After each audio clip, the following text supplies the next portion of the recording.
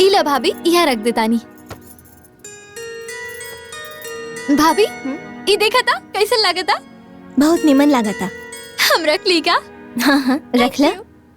माई ये देखा था भाजी देले बाड़ी। बहुत सुंदर बा, रख ले।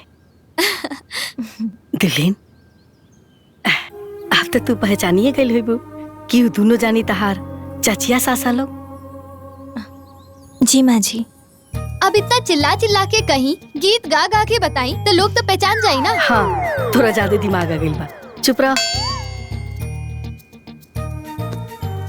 दुल्हन देखा उन लोग के ना हमरा पे हमरा परिवार पे बहुत ही एहसान बा। ऐसे तू ना हमरा से जाते उ लोग पे ध्यान दिया। और दोनों चाचा बाड़न ना मास्टर हलो, शहर में रहेला लोग पूरा परिवार, खाली गांव में ना तीज त्योहार पे आवेला लोग। ये बात के ध्यान रखिए दुल्हन। भाऊजी से इहो कह दिया कि चाची लोग के तेलवान मलवान सब करते रहे, बुढ़िया नु बालो। तो करिए ना आ? अरे भले जवान बालो लेकिन पद में तो बड़ बालोग ना आ? इनकर चचिया सास है लोग।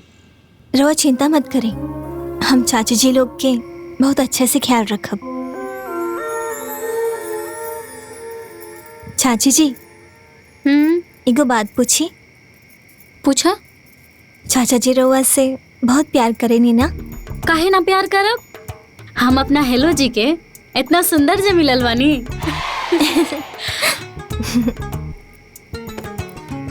वैसे तू कम सुंदर नहीं खू। हाइला हाथ दबावा। हाँ।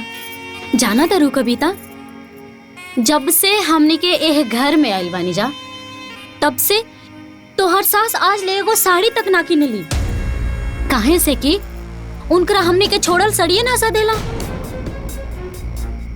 और ई लोग तो आज तक जीवन में कुछ भी ना कर, रुपया पैसा, यहाँ तक कि तोहरा बियाह में जितना भी खर्चा भइल सब हमार हेलो जी कहनी हमार। काहे से कि हमरा हेलो जी के पास ना बहुत पैसा बाटे। और ई लोग तो धरती पे बोझ बाटे, बोझ। आइला गोड़ा दबावा ना।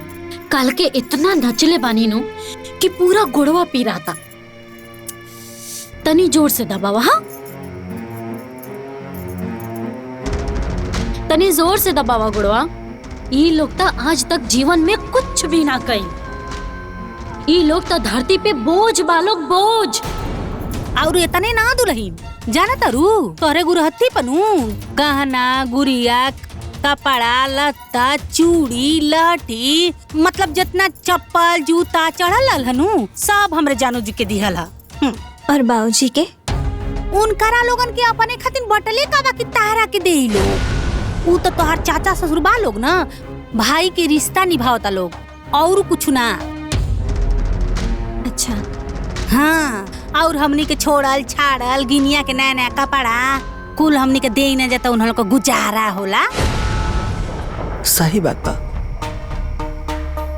आज भी घर के खर्चा पानी तेल नून लकड़ी जौन भी चला था ना सब चाची चाचा के खर्चा से चला था।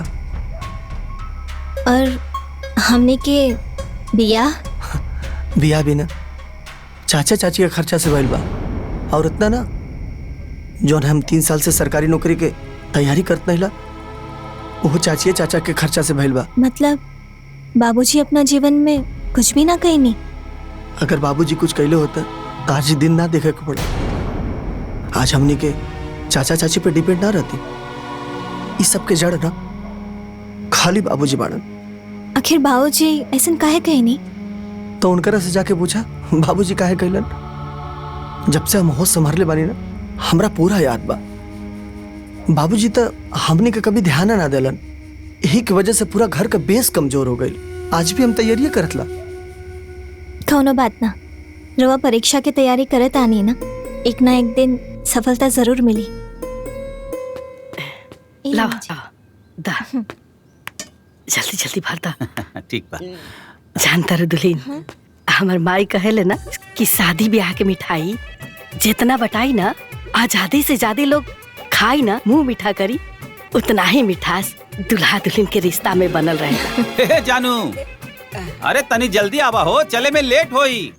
हे बड़का बउआ जी, हाँ ये मिठाई ना अपना सास के ले जाके खिला दे, वहाँ के बड़ा खुश हो। अच्छा ठीक बुजुर्ग बा। बानी ना। हाँ ठीक बा। ए भौजी एगो बात कही। कहीं ना बउआ जी।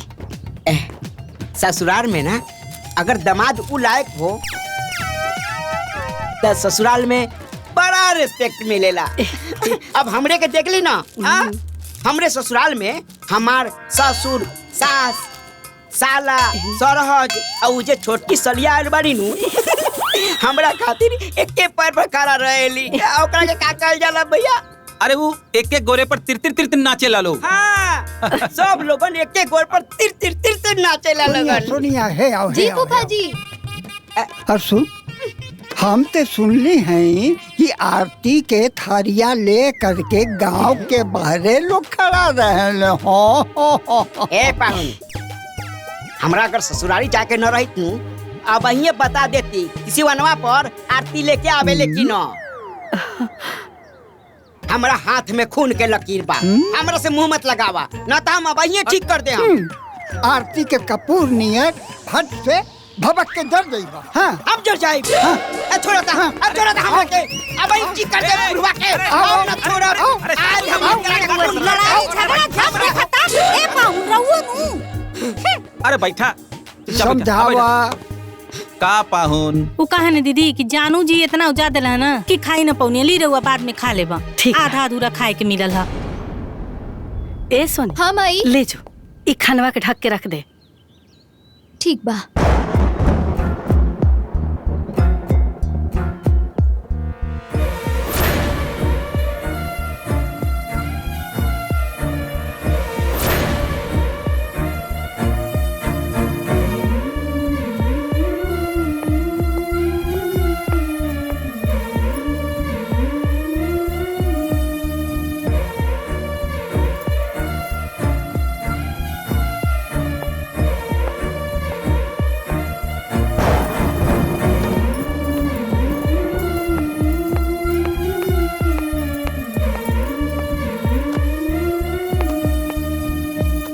बहुत ही अच्छा लगल शादी में आके।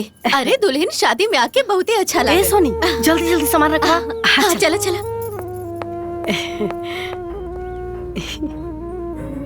हे भगवान, मिठाइया छूट गई। ले ले जो रे। ए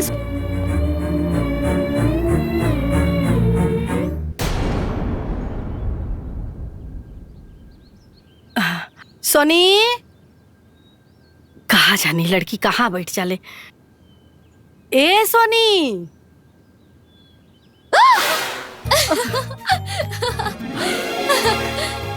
हाँ ऐसे ही चले के चाहिए, डरा दिले हमरा के। हाँ? चल जो वो कपड़ा रखल बा जाके धो दे, आ धो के पसार दी। ठीक जो है माई। हाँ, ज्यादा ही ना कर, सब दांत झड़ जाई। जब देखा तब हे करत रहे ले।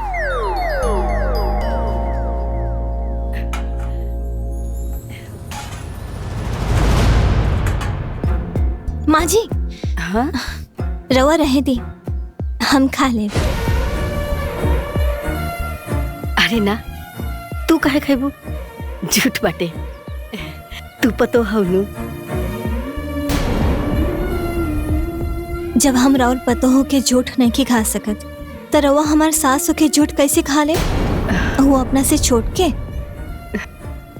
माँ जी, रवा दूसर के छोड़ल पहने नहीं, दूसर के छोड़ल खाए नहीं। भले रवा लोगन के पास पैसा नहीं खे, बाकी पद तो बान हो। ई रवा साथे ई घर में जौन व्यवहार होता, ये हमरा ठीक नहीं खिलागत। रवा ई घर में पद में सबसे बड़ बानी, और ई पद के प्रतिष्ठा और सम्मान मिले के चाहे। अरे ई का कहता रू तू? ऐसा ना सोचल जाला, सब कोई अपने नुहा है? अपने होके बेगाना जैसन व्यवहार। जब अपने लोग अपन इज्जत ना करी, तो पराया कहाँ से करी? रवाई झूठ मत खाए। अरे दुल्हन, नुकसान हो जाई। ना खाए दा हमरा के। हम खा लेब माँ जी, हम रवा खातिर ना दूसर खाना लेके आवता नहीं।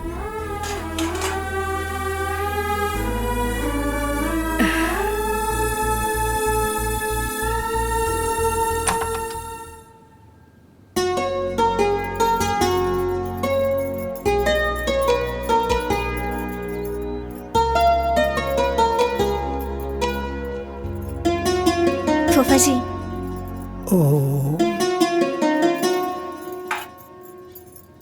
अरे खुश रहा बेटा, खुश रहा, सुखी रहा। हाँ सुखी रहा। फूफा जी चाय पीनी है? हाँ हाँ हाँ पी ली है। और कुछ चाहिए रवा के? नहीं और कुछ नहीं चाहिए। ठीक बा। ए दुल्हनिया जी जी बैठ। फूफा जी। नाना फूफा जी। अरे बैठ ना। अरे रवा सामने हम कैसे अरे बैठे? ते हमरे बेटी का बराबर बात है। बैठ बैठ ना, बैठ बैठ बैठ। एक घरे में खाली दुइये संस्कारी बा, एगो तोहार सास और दूसर का तू। बाकी दोनों सब जो आइल बाड़ी ना, बेखानदानी बेसंस्कारी, हाँ भिखारी के घर के रहली है सब। अब आके महारानी बन गई बाटी सब, और बदतमीजी शुरू कर देले बाड़ी सब। तब फूफा जी चाचा जी लोग कुछ बोले ले ना का? अरे उ दोनों कुल खाली नाम के मास्टर हवे, बाकी ज्ञान बुद्धि में बिल्कुल 1 रुपया के ज्ञान नहीं है। हाँ मन में तो आवेला सबन के चप्पल चप्पल मारी, लेकिन का करी, सब देख के चुप रह के पड़ला। बाकी तुहार ससुर हमें न, आहा उते हीरा हमें। बाकी अब का करे, सब वही लोग पहले बानी त सोने के तो पड़ी ना। अरे ए पगली, उ सबन का करत हमें, सब ते तोहरे सास ससुर के कइल है। वो अपने कुमार बेटवा के उतना ख्याल नहीं करत रहना जितना कि अपने ई दोनों सबन के कइल है, समझ गई। लेकिन इतना भइले के बाद भी सबके पल्ले पोसले और दोनों जनी मिल के संभाल देले जिंदगी।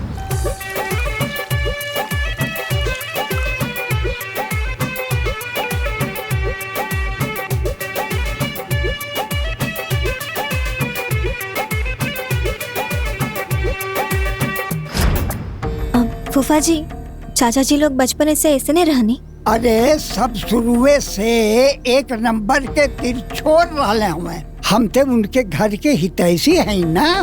अच्छा मतलब रवा पहले से एजा बानी? अरे नहीं, कबो कबो जब हम आवत रहनी ते हम का देखी जानत हूँ, देखत रहनी ई दोनों जनी लोग लड़का से ढेर इन्हीं के मान जान करत रहले। जानत हूँ हम एक बेर देख ली, 2 बार देखनी, 3 बार देखनी, फिर हमसे बर्दाश्त नहीं भइल। हम बोलौली, हम कहली है सुना बैठा, तुहार दोनों भाई दिखाई नहीं देत हूँ। पाउन दोनों स्कूले गए सर। दीनानाथ जी ओ कुलीन के साथे साथे तनी बेटो के ध्यान दिहल करा। इहे ना भविष्य के आधार हो। पाउन मार दोनों भाई पढ़ लिख के आगे बढ़िया सर, तो हमरे लड़कों के आगे बढ़िया सर। ये दोनों के जीवन बनावे खातिर तुहार सास ससुर अपन जीवन जौन है दांव पर लगा देने। जमीन बिका गई, गहना गुड़िया बिका गई, ससुर मजदूरी करे लगले, सास घर घर जाकर सामान बेचे लगली।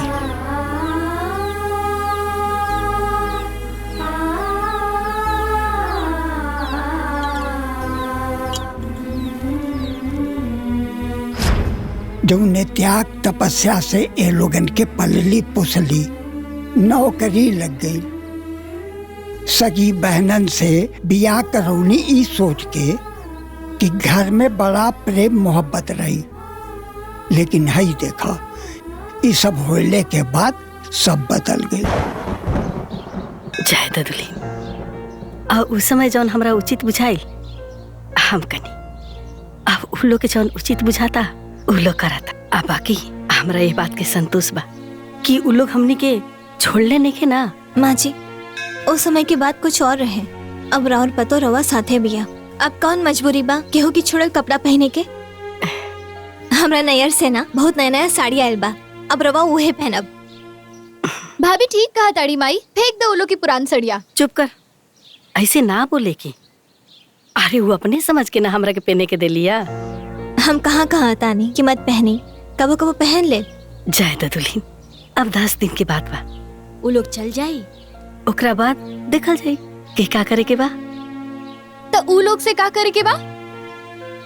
तोरा ज्यादा ज्ञान हो गइल बा, बीच में लगलिस बोले। माँ जी, रवा उन सब लोग के भावना के इतना ख्याल बा, तो हमरा भावना के ख्याल के राखी? रवा हमार सास है, अगर हमरा सास के केहू नीचा दिखावस तो हमरा बिल्कुल ठीक ना लगी। हमरा और पतो है, अगर हमरा और इज्जत रखे, आदर करे, तो केहू और के काहे बुरा लागी। आवता नहीं जी। ए दुल्हन जल्दी जल्दी नीचे चला। ए चल चल जल्दी कर। अरे भाई जल्दी चली। एकदम थक गइल बानी, देह काम नहीं के करत। लाई चाची जी खोइछा खोल दी। ली बबनी, रउवे खातिर तो भौजाई लोगन से कह देनी कि खोइछा दे द लोग, कि कह देनी कि आखिर सोनी बबनी के चाही नु।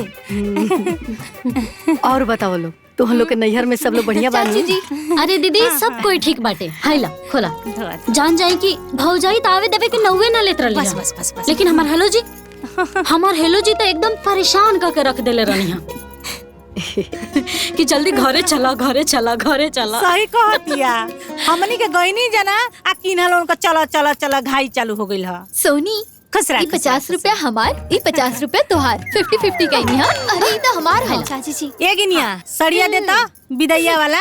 जान जाए दीदी, भौजाई पूछत रहली है कि दुल्हनिया कैसन बाड़ी। हमहू उनकरा के फोटो दिखा देनी है मोबाइल में। जानतनी हड़बड़ी में विदाई भइल ह। इहे दुगो साड़ी मिलल विदाई में, जानतनी ई त हमनी के पहिन ना सकिने जा। ई रउवे लगबा, ली पहिन ली। ली दीदी साड़ी। रह देना चाची जी। हमरा नैहर से ना माँ जी खातिर एहू से भी बढ़िया बढ़िया साड़ी आयल बा। ये अपना पासे रखी, केहू गरीब गुरबा के दे दे।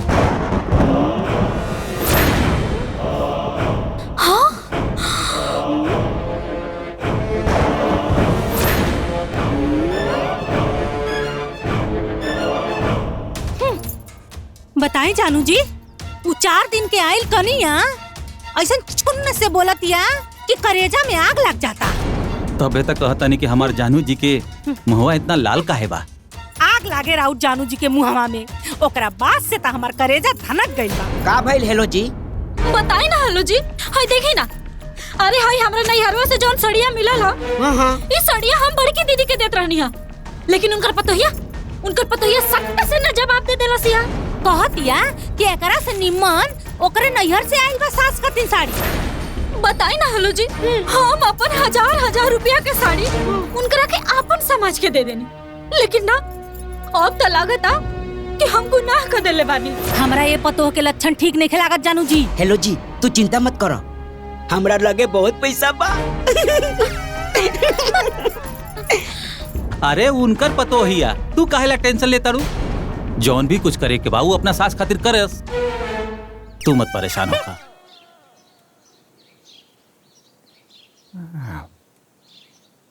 नाइन 3 2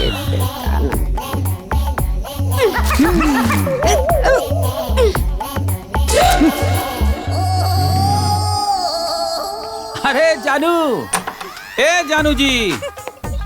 आगे नहीं जानू जी, का कहता नहीं बोली आवता नहीं। बोली अरे वो जोन भोरे भोरे क्रीमवा अपना चेहरा पर लगावेलू, लगैलू हो कि ना? काहे चमकत ना होगा? हाँ? तबे तो मरकरी निहन चमकत आड़ू। आए हाय, आज मार्केट चले के रहल, चलबू? ना जाए, आज मन नहीं खे जाएगा। मत जा। अरे आज ले हम तोहार कोनो बात कटले बानी का? नहीं। आ जाइए। बीबी के गुलाम। हेलो जी सुना तानी जी। हाँ आवा। हमके ना ए घर के चाल ढाल बिल्कुल ठीक नहीं खेलागत। अरे तो हम कोनो से कम है का? हम ठीक कर देब, सबके ठीक कर देब। हम बानी नू, हमरा पास कथी के कमी बा? देखा पैसा ही पैसा बा। अरे ए सोनी का फूफा जी? अरे सरकारो बहुत बुर्बक बारे। काहे फूफा जी? अरे जेके चपरासी बनावे के चाही ओके मास्टर बना देले बा।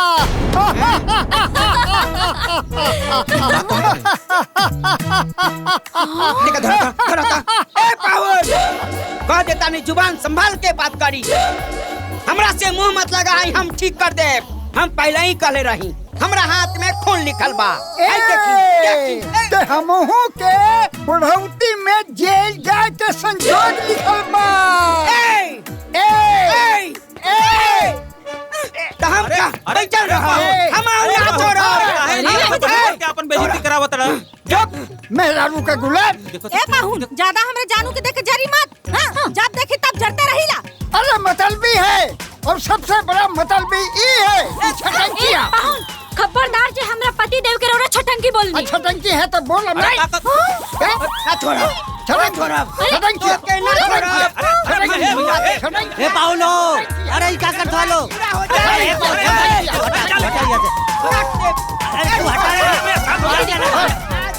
छोड़ब नहीं, छोड़ब नहीं। अरे हम छोड़ब नहीं, बता दो भाई, जो मेहरारू के पल्लू में लुका दो। ए छोटको, छोटको। जी चाची जी। तनी आइबू है ना जल्दी से। राइट, ढंग से पकड़। पकड़ तानी। जी चाची जी। सुना, मैं हिक्का चाउर के भात और दाल, ओहो बिना फोरन के। मौसी, और वो लौकी के सब्जी भी बनवाई हैं। खाना तो बन गइल बा। के करा से पूछ के बनल हो? माँ जी से। तोरा के मालूम बा ना कि ये घर में खाना हमनी से पूछ के बनेला? बाकी माँ जी तो ये घर में सबसे बड़ बानी ना। हम सुन ले बानी कि घर में कोनो भी काम बड़ बुजुर्ग से पूछ के ही कइल जाला।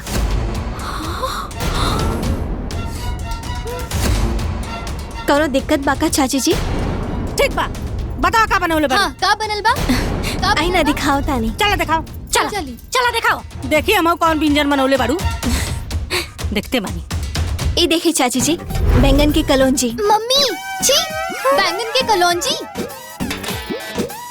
ई भात। मुटका चाउर। ई फोरन वाली दाल। फोरन वाली दाल। ई रोटी।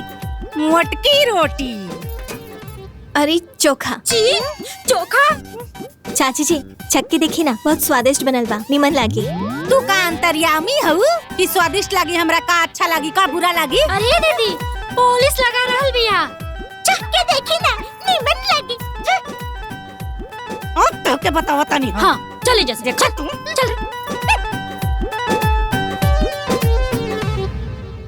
दीदी, ये दीदी। का हो, का भइल? रवा का पता बना कि गिनिया बैगन ना खा ले। अरे बैंगन की कलौजी बनल बा, कलौजी खा लिया। ना बड़ी माँ, बैंगन। छी छी छी छी। अरे तो चोखा खा लिए, चोखा भी बनल बा। दीदी, हम चोखा खाना ही खाई ले। हाँ सही कहतिया। बाकी रउआ तो चोखा खात रहनी ना चाची जी। पहले चोखा खात रहनी, लेकिन चोखा खा के हम जब से धोखा खानी ना, हम चोखा खाइल छोड़ देनी। एकदम सही कहतिया। हाँ, अच्छा तो जाए था। अच्छा तो का कहल जाता लो, बता दा, वही बना दे। का खइबन लोग सुनी? मेहिनका चाउर के भात, रहरी के दाल और आलू के सब्जी। ना ना दीदी, आलू गोभी और मटर के भुजिया सब्जी। हाँ, सही कहतिया। कुरकुरा लौकी के पकौड़ा भी बनी। ठीक बा, हम सब बना देता नहीं। और दीदी, अपना ना पतो ही के रौरा समझा दी कि ए घर में नया नया अपना मर्जी से सिस्टम मत बनाओ। और हमने के ई सब ना खाई ना जा। हाँ ठीक बा, छोड़ रे।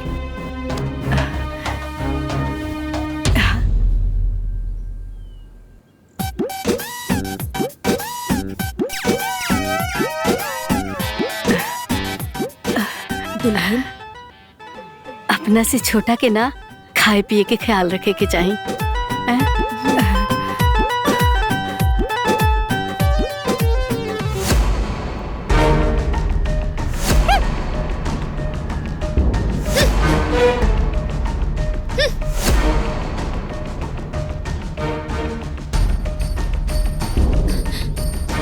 जाना तानी भाभी, जाना तानी, ये सब जानबूझ के करतानी। काहे? उ का है ना, माँ के कहला पर खाना बनौनी है, उहे बात पर ईगो हर्ट भइल बा।